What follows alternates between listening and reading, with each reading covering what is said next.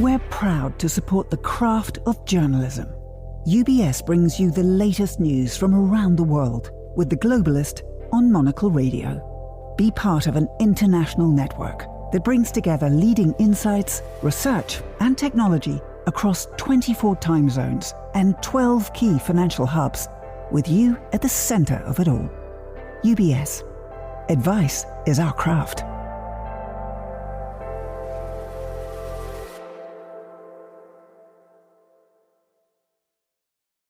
You're listening to The Globalist, first broadcast on the 10th of September 2025 on Monocle Radio. The Globalist, in association with UBS.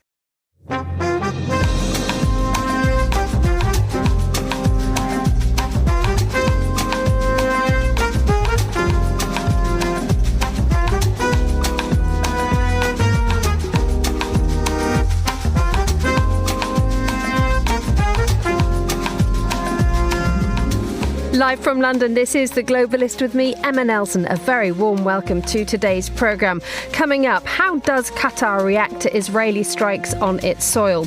As the IDF targets Hamas leaders gathered in Doha to negotiate a peace deal, we'll assess the longer-term effects of Israel's actions. Also ahead in the next 60 minutes, Warsaw scrambles its and NATO's air defences as Russian drones violate its airspace. We'll have the latest on a story that's broken in the last couple of hours. And political upheaval in Nepal as widespread demonstrations force the Prime Minister to step down. We'll have the latest on what's being called the Gen Z protests. Plus, I'm the eldest boy! I am the eldest boy! As we learn the future of Rupert Murdoch's empire lies in the hands of his son Lachlan, what role will the empire play in the future of the media? Plus, now let's talk about iPhone. We'll be in Cupertino as another new iPhone from Apple is revealed. This time, it's very, very thin. And the debate over cycling helmets and why Congress has added the existence of UFOs to its to-do list. That's all ahead on The Globalist. Live from London.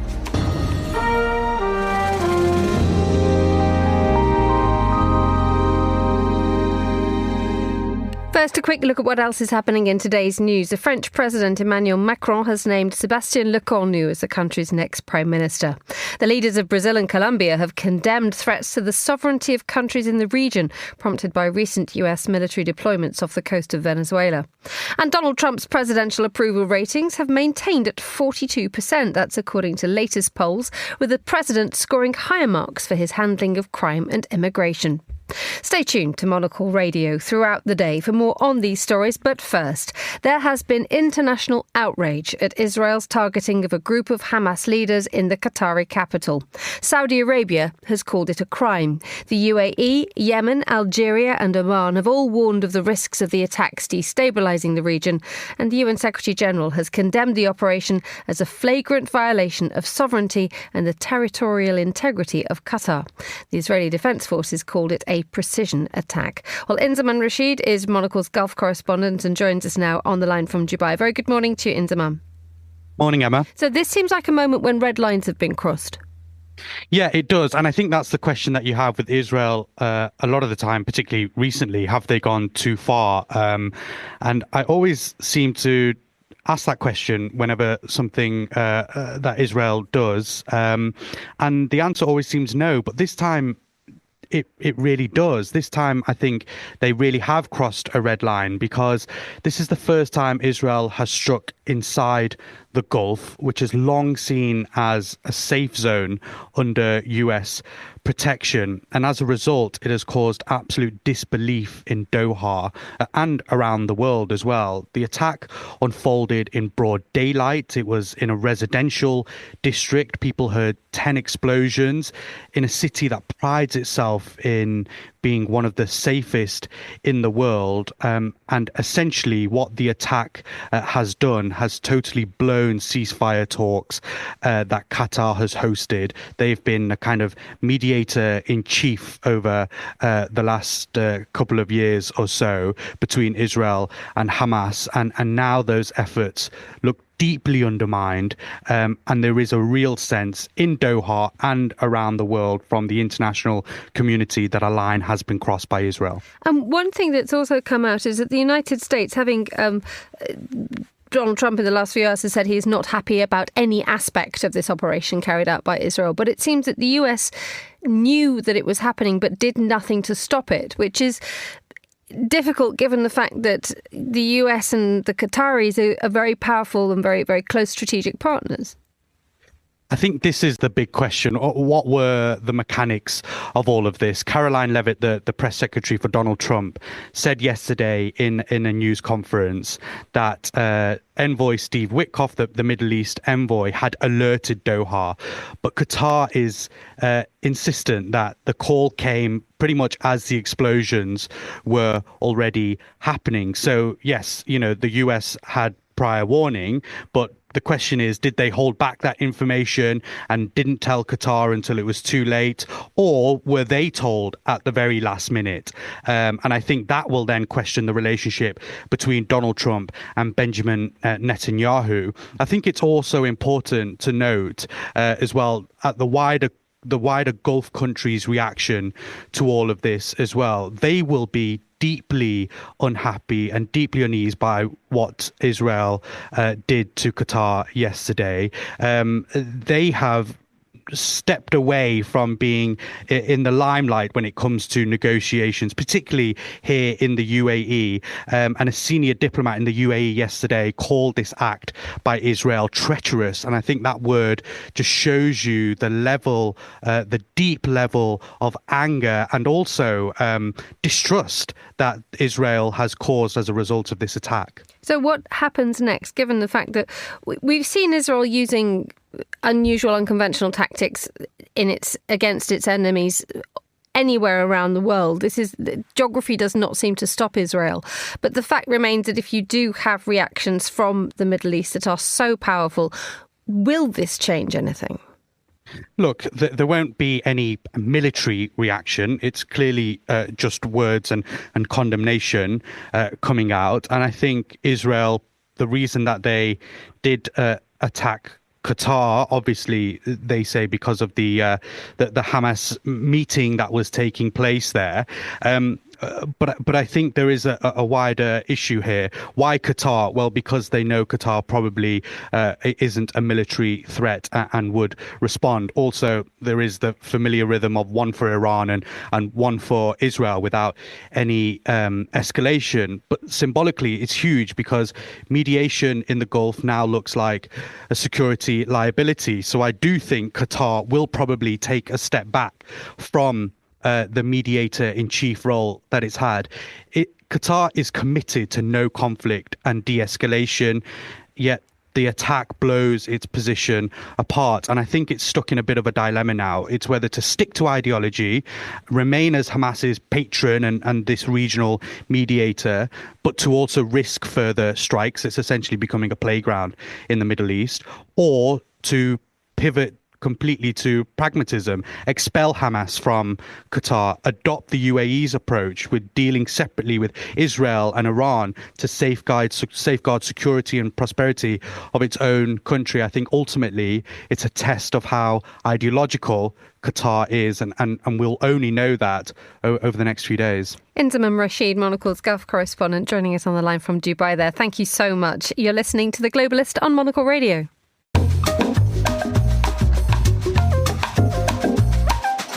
Let's hear more now on a story that's been breaking overnight. The Polish military has said the country's airspace has repeatedly been violated by drones during Russian attacks on targets in Ukraine. The country's airspace has now been shut down. The military have urged people to stay at home.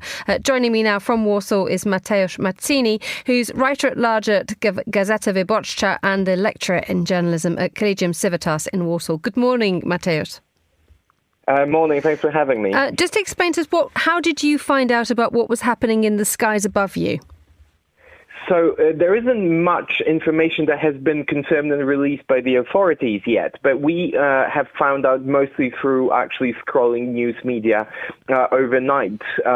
Some of the inhabitants of 3 regions alongside the eastern border have been issued or have been sent text messages via the government warning system, but Warsaw isn't part of any of those three regions. So the inhabitants of the capital city have found out through social media and traditional media posts. As far as we know, remains of only one drone, presumably Russian one, have been found already, shot down by a Polish fighter jet just 160 kilometers eastwards of Warsaw. The military isn't releasing any more information as for now, and just 9 minutes ago, a special session of the government has been called. So as far as we gather, this has been the most serious violation of the Polish airspace since the beginning of the full-scale invasion of the Ukrainian territory by Russia, and certainly the very first instance in which Poland decided to retaliate by shooting down a Russian drone. Indeed, the reports that we're hearing is that the operation involved fighter jets and air defence systems from Poland and other NATO allies. And as you say, it's the first time shot down drones that have come into its airspace. This marks a big change, doesn't it? It does, certainly, because it's the first time when civilian infrastructure has been severely affected by the ongoing conflict in Ukraine. The Warsaw Chopin Airport has suspended all inbound and outbound flights, just as well as three other civilian airports in the east of Poland. So that already has disrupted or caused major disruption for normal airfare and travels and even tourism in this part of the country. There are voices coming out from both the government and the presidential palace that this is unprecedented, that we need to be ready for further escalation, probably related to the Zapad military exercises that are due to begin in a few days' time in Belarus, with the participation of over 35,000 Russian and Belarusian troops. And this brings about all possible negative connotations, because last time around these exercises have been held in 2021. They marked the final round of preparations for the Russian invasion in Ukraine. This time around, probably an incursion into NATO territory is still unlikely, but Polish military services decided to be on high alert because Belarus and Russia are deemed very much an unpredictable partners these days. Indeed. So we have Russia and Belarusian military exercise on the horizon. But this incident in the last 12 hours does raise fears that Moscow is now testing not just Poland, but indeed widely NATO's defences. Well, absolutely. And if you add to that the incident with Ursula von der Leyen's plane last week in Bulgaria, when the GPS signal was being jumped, presumably by Russian interference, and also all sorts of different acts of sabotage, the Shadow Fleet operating in the Baltic Sea, it's clearly a major picture that's emerging right now, that Russia is not only escalating against Ukrainians, is not only trying to advance on the battlefield, but is also pushing further into the territory of both NATO and European Union countries with hybrid measures, hybrid threats. And it's high time that the leaders of European countries actually come to realize that this might not end in Ukraine, even if we manage to avoid a direct invasion of Russian troops into any of the NATO or European Union member state territories. Mateusz Mazzini, writer-at-large at Gazeta Wyborcza and a lecturer in journalism at Collegium Civitas in Warsaw. Thank you so much for joining us on the line. You're listening to The Globalist live on Monocle Radio.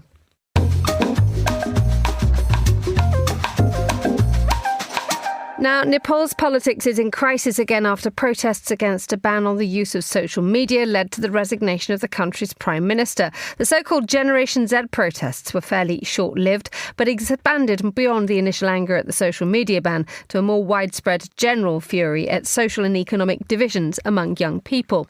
Although the social media ban was lifted yesterday, the death toll now exceeds 20. The Parliament building has been set on fire and the airport has been closed. Well, I'm joined now by Deepak Adhikari, who's a journalist based in Kathmandu. A very good afternoon to you, Deepak. Thank you for having me. The interesting thing now is that we actually have a development in the last couple of hours, haven't they? There is now a nationwide curfew until Thursday morning in Nepal. Yeah. So basically, yesterday, there was a lot of arson and attacks, arson on parliamentary buildings, all the three actually bodies of the government, judiciary, parliament, and, the government buildings were, set on fire. And so late yesterday, the army, released a statement saying that, they would control the country. So now effectively, they are patrolling the streets, and, the riot has kind of stopped there, arresting people. So it's gradually going back to normalcy. And do we feel as if the situation is calming down? Because using the army to try to restore order is often for many nations the last resort. Yeah, there is of course, there will be hint of authoritarianism, army taking over, army rule, but it's quite different here. So the army actually delayed taking over. There was a bit of a, talk between the president's office and the army was reluctant to, take over. But because there was a lot of, riot and, destruction, and, people were urging for the army to take over, they reluctantly, did that late yesterday. So Nepal's army is not used to, organizing coup. It's the civilian, leadership. For example, the king, the former monarch who actually used the military to take over in 2005. So we don't have a history of military coup, unlike other countries in the region. And, army has stepped in as a last resort to, restore, peace, and hopefully they would hand over to a civilian government. Let's rewind back, but not very long, just a few days. It is only last week that the government imposed a ban on major social media platforms, WhatsApp, Instagram. And at that point, everything went off like a tinderbox. There was obviously a much more deeply rooted dissatisfaction and unhappiness with the way that society was operating in Nepal, especially for young people. Yeah, see, the problem is, lack of governance. The current, dispensation is corrupt. The same bunch of politicians have ruled the country for the last 30 years. And the young generation is desperate. They don't see their future in the country. They are voting by their feet. They are leaving the country. And those who remain here, the family members of those who are abroad, they really love the country, and they think that it has a huge potential. And they see that the relatives, the sons and daughters of these politicians enjoying a lavish life, holidaying in France and UK and Thailand, wearing expensive clothes. So they posted all these on Instagram, and there was this trend on TikTok after the social media ban called, Nepo babies, and, so which was inspired by the, the Hollywood trend in the Western world. And they started exposing these sons and daughters of the political elites with their, fancy bags and clothes and holidays. And that became really a rallying cry. And the day they appeared, the protests were largely peaceful. But the police started firing at the protester, and the next day, there's a lot of, backlash. So this is a deep-rooted problem, Nepal has been facing, and the anger was boiling over. It was simmering. This is not just in last week or even last year. This has built on for the last 20 years. And the hope was that, the new Nepal back in 2008, when the monarchy was abolished and there was a Republican Democratic Nepal, a new constitution in 2015, all these politicians promised to deliver, promised for the new Nepal, a prosperous, Nepal where there is, things work, but now there is overall dysfunction. There is so much corruption. There is so much malgovernance. So, that was the reason, there's underlying factors were already there.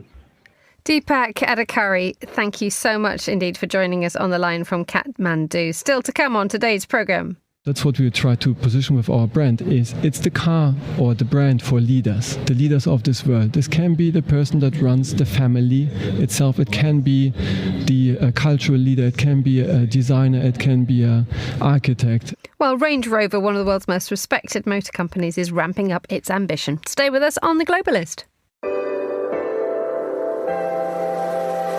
Craft is a matter of perspective, a unique outlook, an obsessive attention to detail. With UBS House View, you get the big picture in bite-sized articles, delivered daily and curated by over 200 globally connected, locally active analysts, all focused on identifying the latest investment opportunities and market risks to help you achieve your financial goals. UBS. Banking is our craft.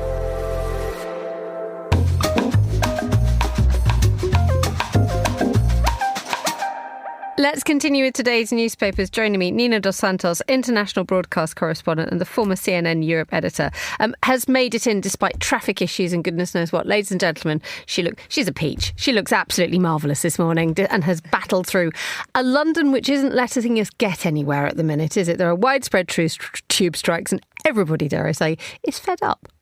Yeah, we could be France, couldn't we? We just have a bit less debt.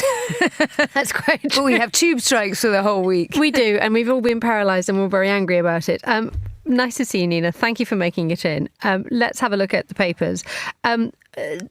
Breaking in the last, just as the yesterday sort of drew to a close, Emmanuel Macron decided, not necessarily a massive great surprise, that his ally, the 39-year-old Sébastien Lecornu, was his new Prime Minister. Yes, that's right. Sébastien Lecornu has been a former PR executive and also a lawyer, and both of those things will probably stand him in good stead, as well the fact that he's had his hands on the defence brief as the former Armed Forces Minister for quite some time. So, going into battle here and also trying to rebuild this tattered government's reputation, a minority government he's going to have to cobble together from the unpopular centrists, with the left and the right seeking to torpedo it straight away. The first thing he's going to have to do, as his predecessors tried to do and failed, will be to pass a budget that France desperately needs. Now, those predecessors like François Bayrou say billions, tens, if not 40-odd billion needs to be shaved off of the budget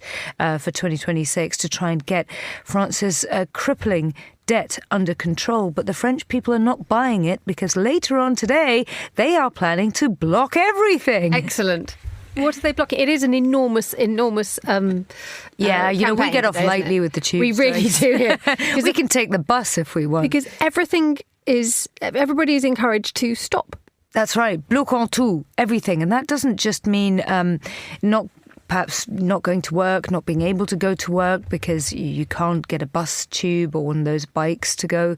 It also means there's this big sort of grassroots movement appears to have sprung up from the left, but authorities don't really know where from. This sort of amoebic decision online of people to encourage people not to use their credit cards, not to spend anything, and that'll just continue to further cripple French finances. This at a week when we're expecting one of the major ratings agencies to review France's debt, and it's not looking pretty. They could knock it into single A territory. Indeed, and it's one of those situations that actually could have wider ramifications for Europe as well if that happens. Absolutely, and especially at a time like this when, as you've been discussing on this show, we could be facing the spectre of Russia challenging the EU and NATO's borders, and France is a huge part of the security apparatus, and Sébastien Lecornu has been the man in charge of that brief for quite a few years. He's impressed Emmanuel Macron, that's why it seems as though he's given him the job, but obviously the far left and the far right and the left in the middle who are also disappointed because the Socialists thought they would probably get a Prime Minister out of this political impasse. Macron had led them to believe that might be the case over the last couple of days with a few hints. But that's not the case, and what they probably will do is lobby for not just this Prime Minister to be torpedoed as soon as possible, but for Macron to go, even if he doesn't have to, before 2027. It is funny when you look at the papers. I mean, Le Figaro, its first paragraph about Lecornu is talking about the fact that Lecornu is being given a reward for fidelity, for his faithfulness, because he's been in the French government since 2017 and he's only 39. This is incredible. But it says, will he overcome a parliamentary minefield? Will he do this? Will he be able to manoeuvre in hostile terrain? It's that idea that the clock already starts when it comes to the next French Prime Minister, doesn't it? Yeah, that's right. I mean, he's very similar in mould to Gabriel Attal, remember, the youngest Prime Minister that France had ever had, who Emmanuel Macron nominated as Prime Minister a year and a half ago. He had a very short period in office. He's now the chairman of Macron's party. He's among those people who sort of urged the president to nominate somebody as soon as possible because France is facing these enormously economically crippling crippling protests that are starting this week. There'll be more protests next week, led by the trade unions, it's expected. I suppose Macron could argue, well, look, I tried the political stalwarts in the fashion of 74-year-old François Bayrou and Michel Barnier before him, and that didn't work, so an experienced pair of hands didn't work. Why not give it to somebody who's a trusted member of my movement?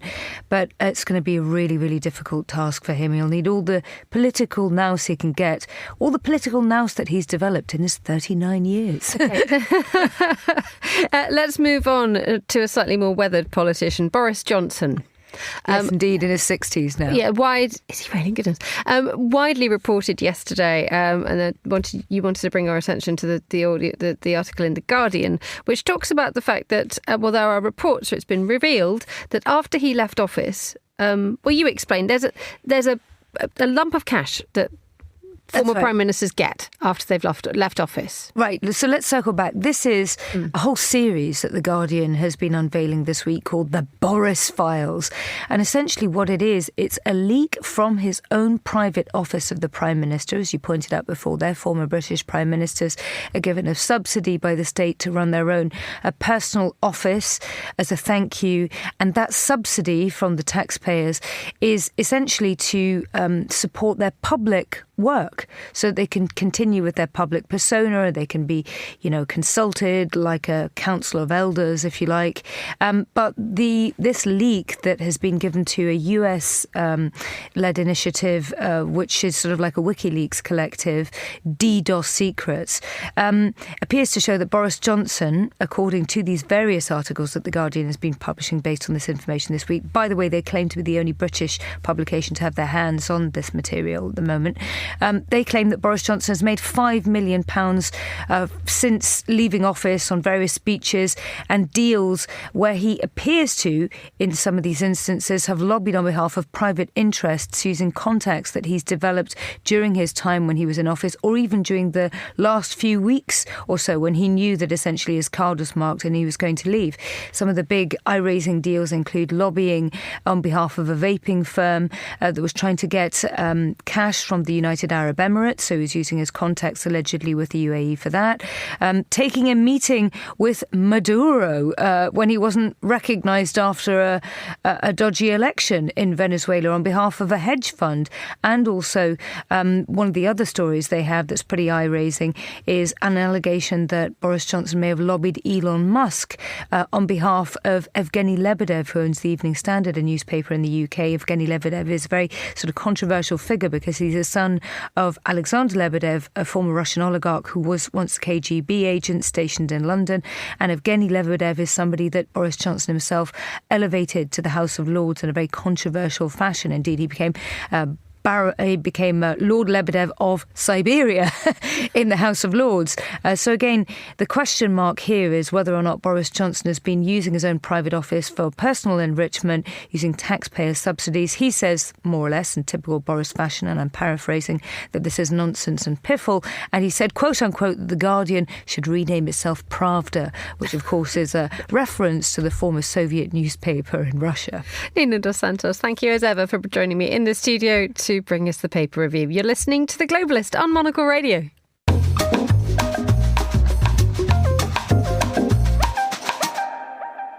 And a quick look now at some of the other stories we're following today. The French President Emmanuel Macron has named Sébastien Lecornu as the country's next Prime Minister. Mr Lecornu, who's 39, is on the centre-right and is expected to continue as a loyalist to Monsieur Macron. The leaders of Brazil and Colombia have condemned threats to the sovereignty of countries in the region. Their comments were prompted by recent US military deployments to reportedly combat drug traffickers off the coast of Venezuela. And Donald Trump's presidential approval rating has maintained at 42%. That's according to the latest Reuters Ipsos poll. The president has scored getting higher marks for his handling of crime and immigration versus the economy. The survey also shows 56 of respondents disapprove of Mr. Trump. This is The Globalist. Stay tuned.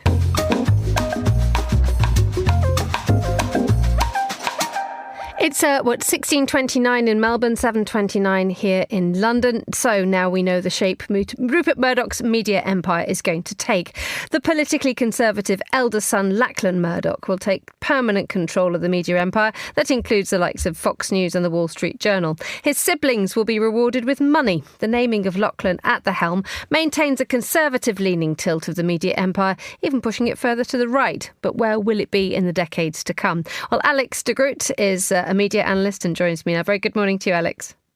Good morning. So just exactly what does Lachlan now control? I mean, the list could actually take us to the end of the programme. Yes, that's right. Well, there are two companies to think about. One is News Corp, which owns newspaper assets in Australia, in the UK and in the US. In the UK, listeners will be familiar with the Times and the Sun. In the States, people will be familiar with the Wall Street Journal, for example. And it also he's also now in charge of Fox Corp, which is probably best known for Fox News, Fox Entertainment, and a host of emerging internet assets. So two big companies, and he effectively will have voting control over both of them. Now, the interesting part about the Murdoch empire is that the depth of the roots that it has taken hold in the world's media cannot be underestimated, given what you've just described as what Lachlan takes over. One wonders what Lachlan is going to do with it. Yes, well, I think for a start, in terms of editorial direction, it will be the status quo to begin with. In other words, conservative, right-leaning. But I think over time, he'll probably nudge it further in that direction, because within the Murdoch family, the four senior siblings, he was always the most conservative, and the other three, Elizabeth, James and Prue, arguably would want to push the assets perhaps more centrist or left-leaning. So I think with Lachlan now firmly cemented in control, over time you should expect to see that conservative tone be employed a little bit more vigorously. And in time, it's possible that he'll look to expand the asset base that he has, because I think one key takeaway for the listeners is that both these businesses are performing pretty well at the moment. And the fact that they are performing pretty well does set them up to the future. What does this mean for the Murdoch Empire's competitors?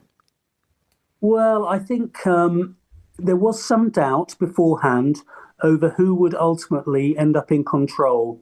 That doubt has now been vanished. Not only is Lachlan taking effective voting control, he and his family trust will have decisive control of the B shares of both Fox and News. But, and this is important, the siblings are actually selling their shareholdings in both companies, so they won't be around. Rupert Murdoch, although he's 94, will be around, but the three siblings won't be around. So I think rivals will take note that issues over ownership and control are now settled, and probably settled quicker than we anticipated just a few months ago.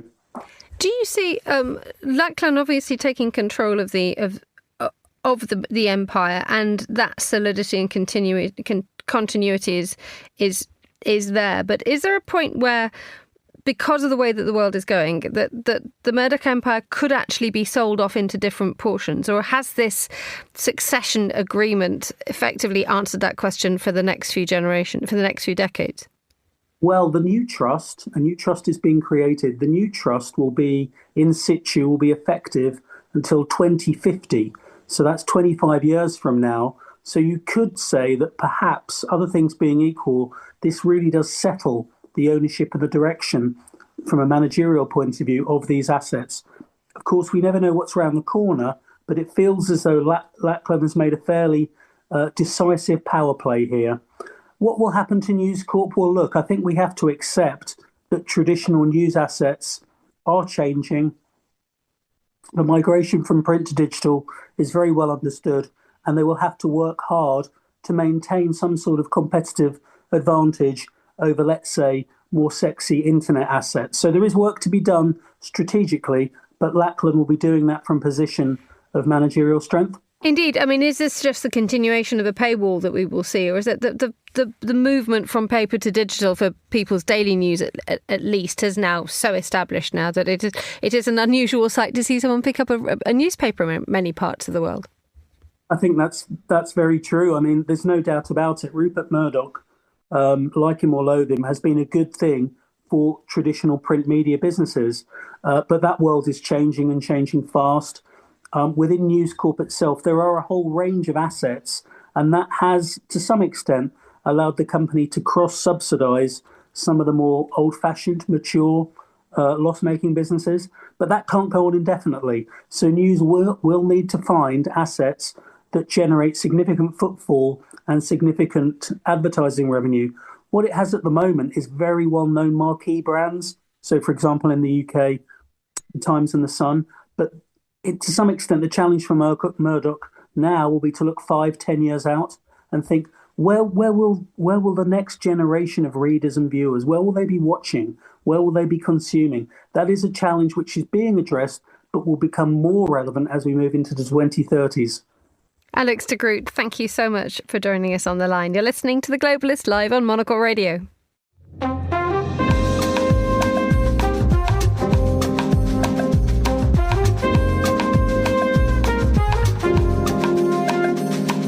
Let's enjoy one of the highlights from last Friday's Monocle's Quality of Life conference in Barcelona. One of the speakers on stage was Martin Limpert, who was the global managing director of Range Rover. He spoke to Monocle's Robert Bound about the heritage and innovations of the brand over its 55-year life. Martin, we're having this conversation in a very busy and bustling Barcelona. What is for the Spaniards, the Catalans, the end of the summer. We're getting a little bit of extra time as more Northern Europeans, perhaps.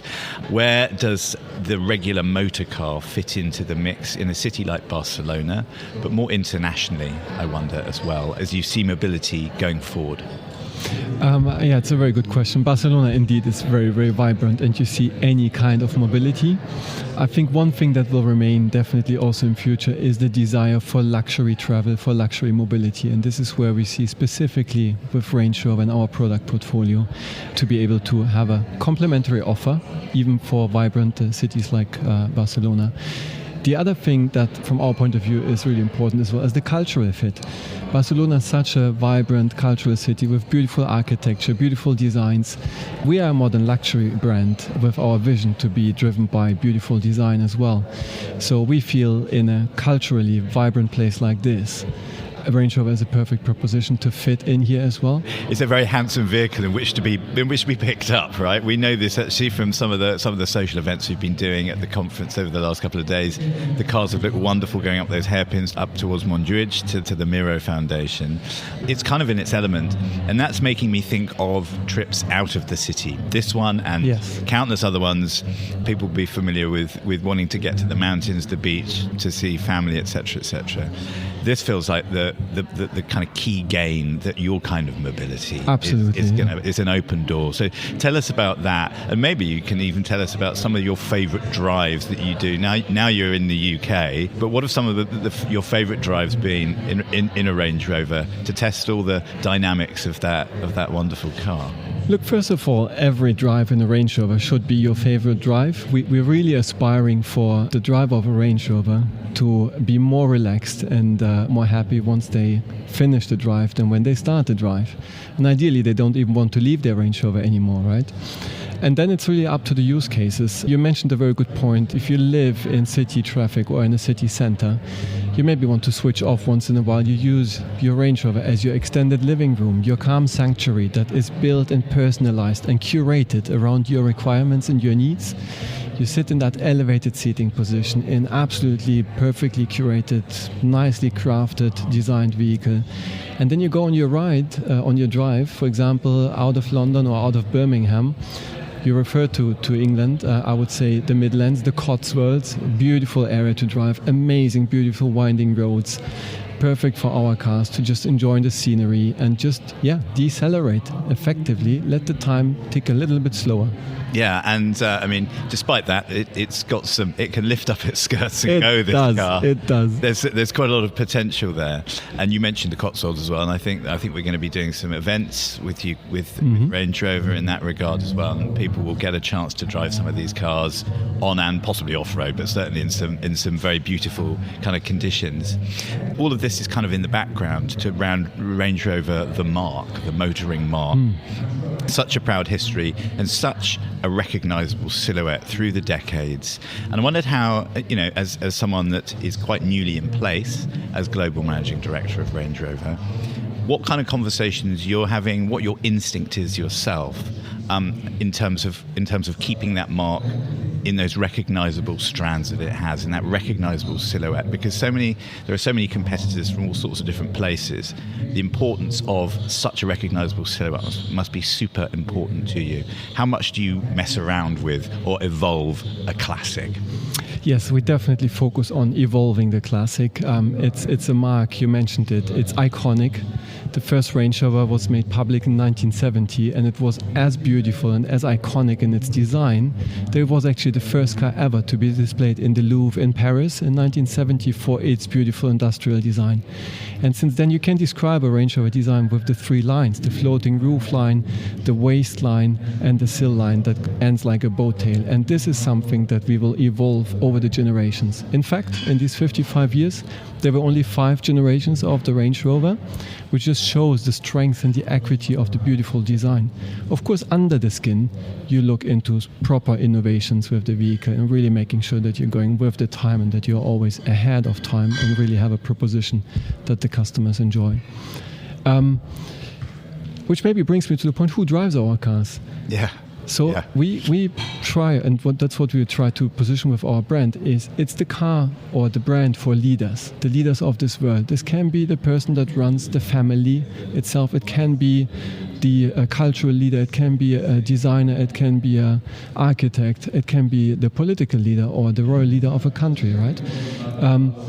One thing they all have in common, scarcity of time, having very hectic schedules, and the Range Rover is supposed to be the cocoon, the calm sanctuary that they enter and they decelerate. And that's what we try to preserve. Maybe the last bit in where is our brand developing into, we don't want to be seen as a just, carefully said, luxury automotive brand. We want to be a brand that creates timeless pieces of art, timeless objects of desire. So timeless desirability is maybe where we want to bring the brand next, beyond the vehicle. I love that. And I mean, the idea that what was the humble interior, the cockpit of a motor car, is now something that is a sanctuary, as a solace to the busy person, especially as roads get busier. We're trying to always find and drive these beautiful cars in places slightly more unexplored, I suppose. It wants to take us there. But you mentioned what kind of, you asked the question yourself, what kind of people would drive a Range Rover? You obviously know a lot about your customers. They're high net worth individuals. They're people with discernment and taste. But how close can you keep your customers and keep the soul, the life and soul and beating heart of a brand that, as you say, has been going since 1970, has only had 5 iterations, 5 generations, so it hasn't changed a lot. So tell us how close you can keep your customers and how to keep your brand strong. So we want our customers to associate with the Range Rover brand a certain personal identification. For our customers, a lot of the human values that they focus on is identity and achievement. In many cases, customers celebrate a certain milestone in their life, a certain achievement that they have reached. And we want to be the brand of choice that they do when they get to such a life milestone. But we also want to extend the brand world beyond the vehicles. This is how we connect even deeper and further with our customers. I'll give you one example. We have initiated 2 years ago, roughly, a concept that is called the Range Rover House. This is where we, for a certain period of time, temporarily, in all places over the world, we've done 55 of these houses so far, create or curate actually a place that we perceive as a perfect interpretation of what modern luxury for the Range Rover brand stands for. We invite these customers, very often this is on invite events only, and curate experiences that we believe are a perfect match with the brand. These are experiences that are about quality of life, as in the conference that we discussed today. You can learn barista classes, you can have sommelier sessions, you can have sound baths. We organize yoga classes with teachers that you can't organize, right? So fragrance mixing sessions where you mix your own personal fragrance with very famous brands as well. And this is where we immerse with those customers and bring them into the world and show them what a range of experience can look like. And this is an amazing kind of, the experience of driving one of these cars is great, is exciting. As you say, the driving position, the power under the hood is something that is self-definitive perhaps. But there are all these indefinables are all very well. But as we near the end of our conversation, Martin, that moment when you open the door, especially the driver's door, and you jump up into the driver's seat and you get that new car smell that dissipates over time. Nothing surely can beat that. No sensorialist from Grasse, where most perfume is designed these days, can possibly compete with that. Discuss. I 100% agree. I love the smell of a brand new Range Rover. But yeah, as you said, we're coming to the end. Maybe one thing to share with the audience. Our purpose, why do we exist as Range Rover, have we clearly defined in 3 words. We want to elevate leaders' lives. And our promise, how we want to operate, is embody magnificence. So you see also the fact of magnificence. Everything is about craftsmanship, details, obsession and execution of the vehicle and its details. So we want our customers, when they connect with the Range Rover brand, we want them to be inspired and elevated in their lives. That's what we're aiming for. And I love that answer. I actually do have one last one for you, and it is on that idea of elevation. And the Range Rover has grown a little in size, I guess, since that original 1950s footprint and silhouette, necessarily with crash protection and all the rest of it. But all cars seem to be ballooning in size, and lots of things are trying to muscle into territory that is similar to yours, if not yours, because you've set yourself apart with this luxury idea. But what about that? When everything around you is ballooning in size, it must mean something to stay about the same size. The brand stays the same. The silhouette, the grille, the kind of look on the face of the car, and that wonderful sort of boat-like tail are all kind of unchanged. But yeah, I wonder, in short, how you sort of survive in a world of ballooning competitors. I think staying true to yourself. A brand is also an expression of trust. And when customers buy into a Range Rover, they buy into a relationship that is built on trust. I trust this brand. I trust the safety that the brand provides me, the elevation, the luxury, and that they deliver on their promise. We don't grow just for the sake of growth. We have propositions depending on who the audiences are: the Range Rover Sport, the Velar, and the Evoque.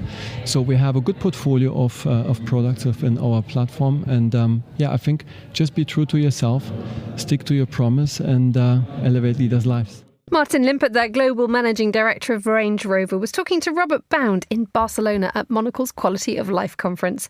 You're listening to The Globalist.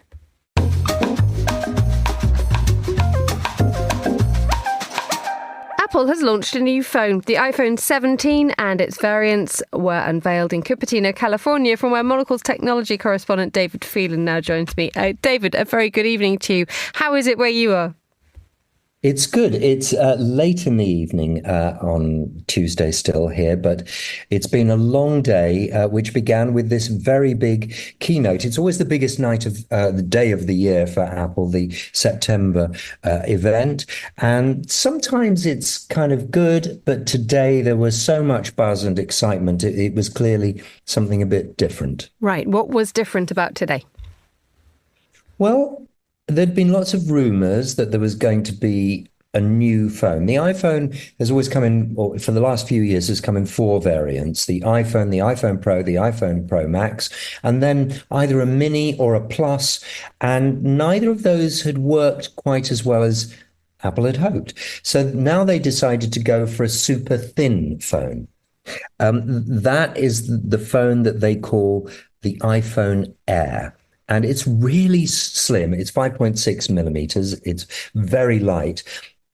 it looks good on paper, but when you feel it, it's like you think, why should a phone ever be thicker than this? This is what it should be like. It's thin. It's like they've left half the components out. You can't quite believe it's a whole phone, but it is.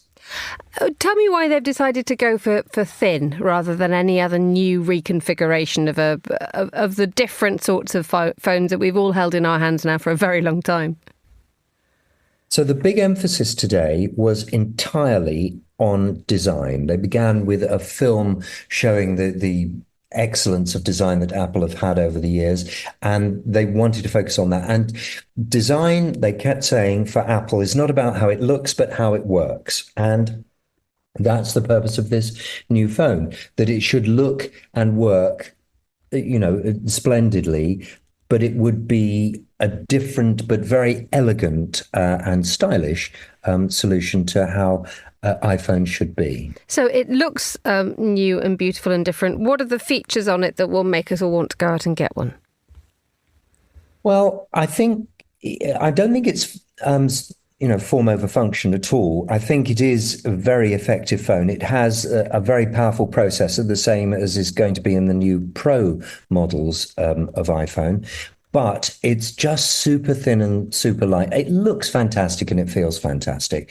The danger with that, well, there are two. First of all, a long time ago in 2014, the iPhone 6, what was it called? The iPhone 6 Plus bent. There was a thing called Bendgate, this terrible scandal where if you put your phone in your trouser pocket and you sat on it, it could bend. So the worry was that this is much thinner than that phone. So would it be as strong? But they put a titanium frame in, and it apparently is it's the most durable phone they've ever built. Everyone who's seen it says and has tried to bend it just can't.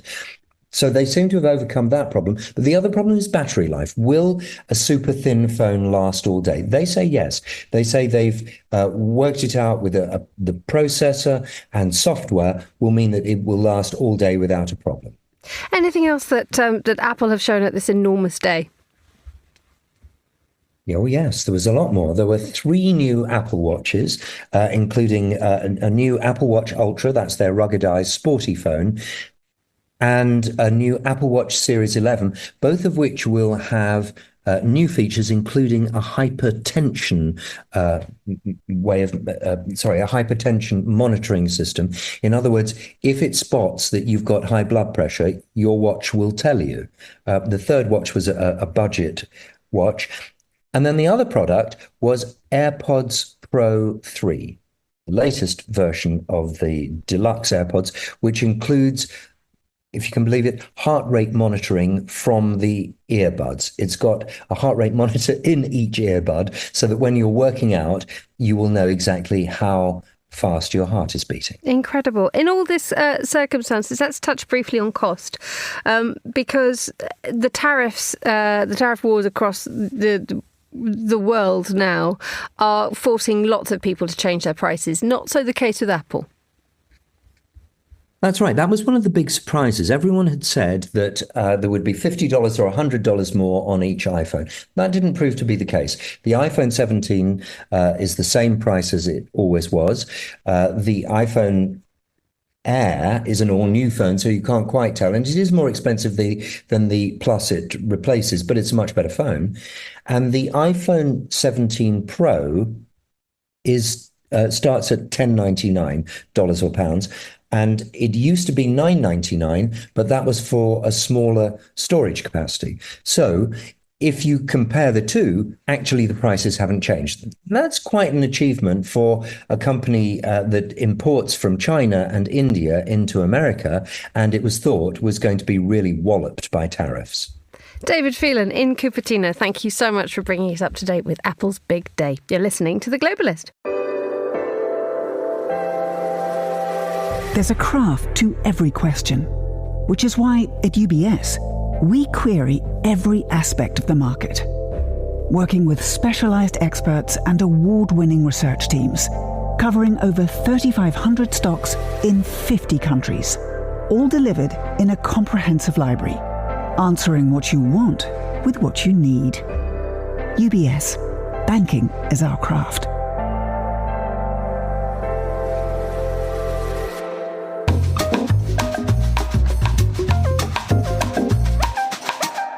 7:47 here in London. We turn now to new research on bicycle safety helmets. A report carried out by road safety experts suggests that while the number of cyclists who die on Dutch roads is comparatively small, so also is the number of people who wear safety helmets, just 5%.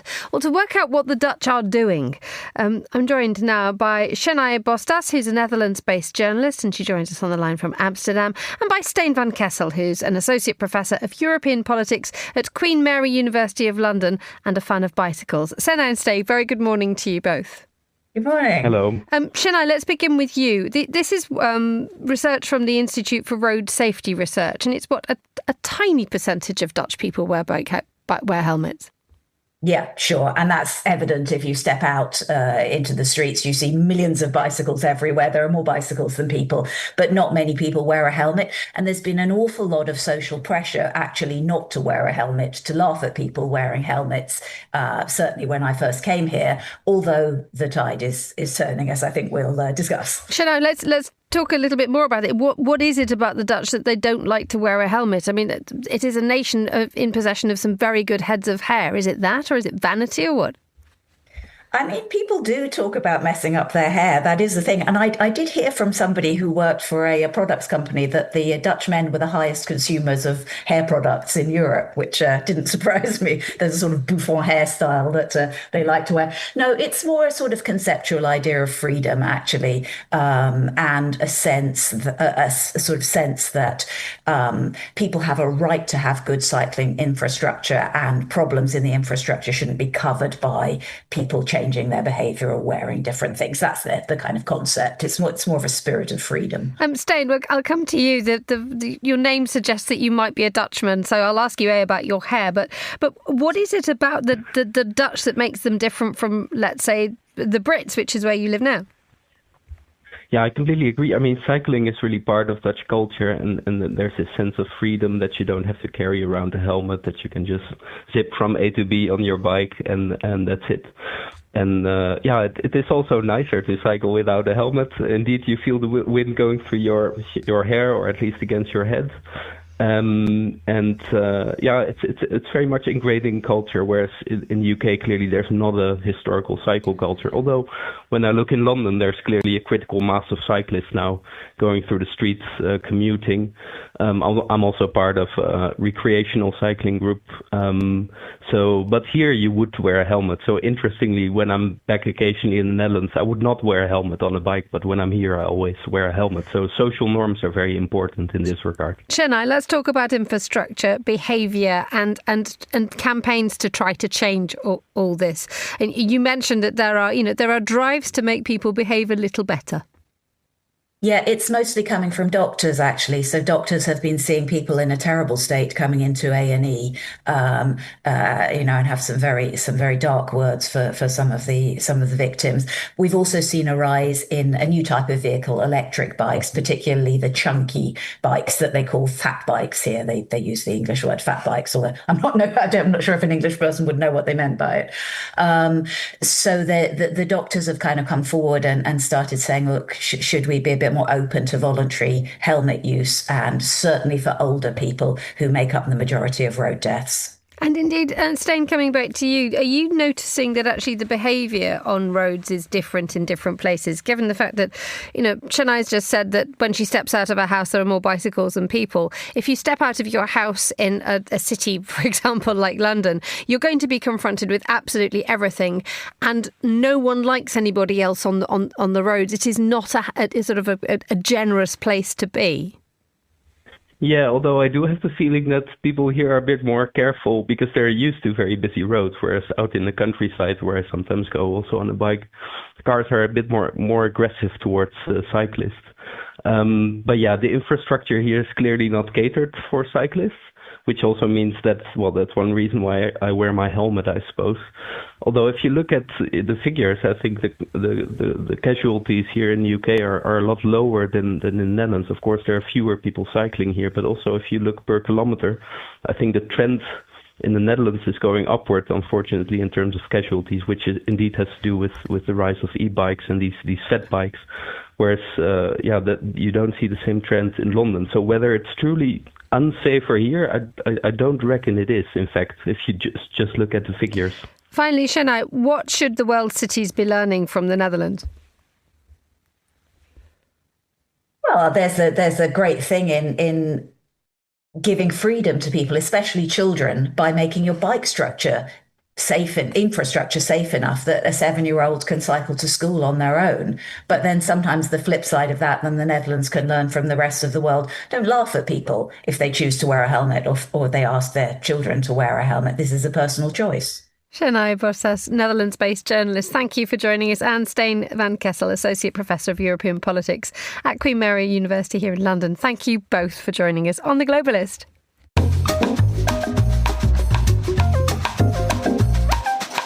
Now, the US Congress is a busy place, but it's decided to begin another hearing into UFOs, unidentified flying objects. To tell us why, I'm joined in the studio by Tyra Schubert, who's Fellow of the Royal Astronomical Society and Ambassador for the Science Museum here in London, to talk about how small nations deal with space. Good morning. Good to have you back in the studio. We're not supposed to call them UFOs anymore, are we? No. We've got that wrong for starters. Oh, yes. Well, UFOs have been rebranded as unidentified anomalous phenomena. Okay, that's easy to say. That's very easy to say, yes, especially first thing in the morning. And for the fourth year running, the American Congress, are holding hearings on this. And it is being run by a Congresswoman, Anna Luna from Florida, very appropriate name. And she wants to make sure that the American people have the maximum transparency from the federal government on these sightings to make sure they don't pose a potential threat to national security. Right. So if you talk about an appeal for transparency, that sometimes suggests that it might follow a fear of opacity, that the authorities are hiding stuff from America. Well, the number of sightings and the number of conspiracy theories about the sightings tend to go up in times of political unhappiness and times like COVID. But despite that, the Pentagon last year completed a study on 80 years of sightings and concluded that only a few percentage weren't explained by things like birds or weather balloons or weather phenomena.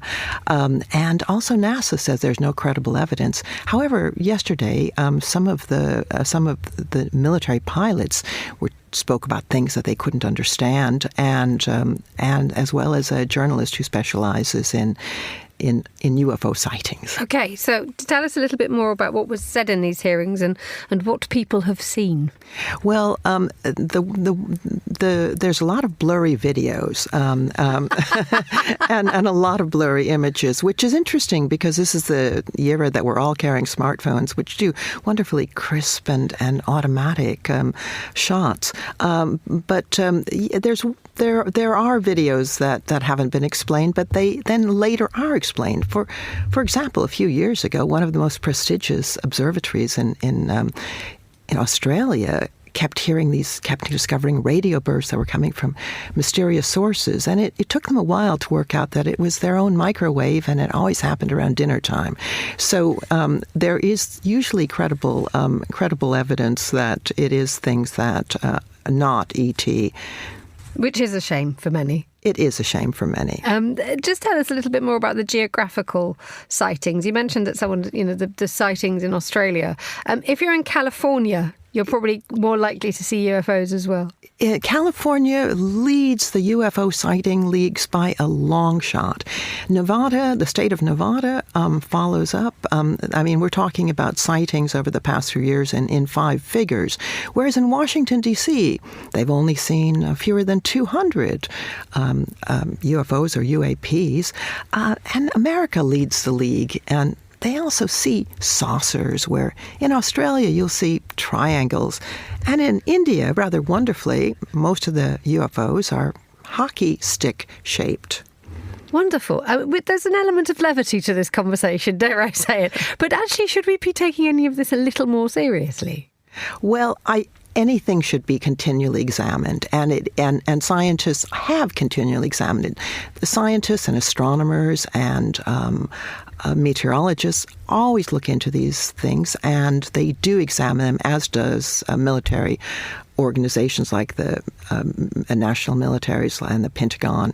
And so far, we have no credible evidence. But if you think a little bit further, where would they be coming from? Now, Milky Way is a big place, and there's over 100 billion stars in the Milky Way, which have planets around them. The nearest one is Proxima Centauri. Now, that would take us, with our technology, 75,000 years to get there, because it's over 4 light years away. That's a long distance. So those UFOs are working quite hard if they're coming from there. Tara Schubert, Fellow from the Royal Astronomical Society and Ambassador for the Space Museum here in London. Thank you so much for joining me in the studio.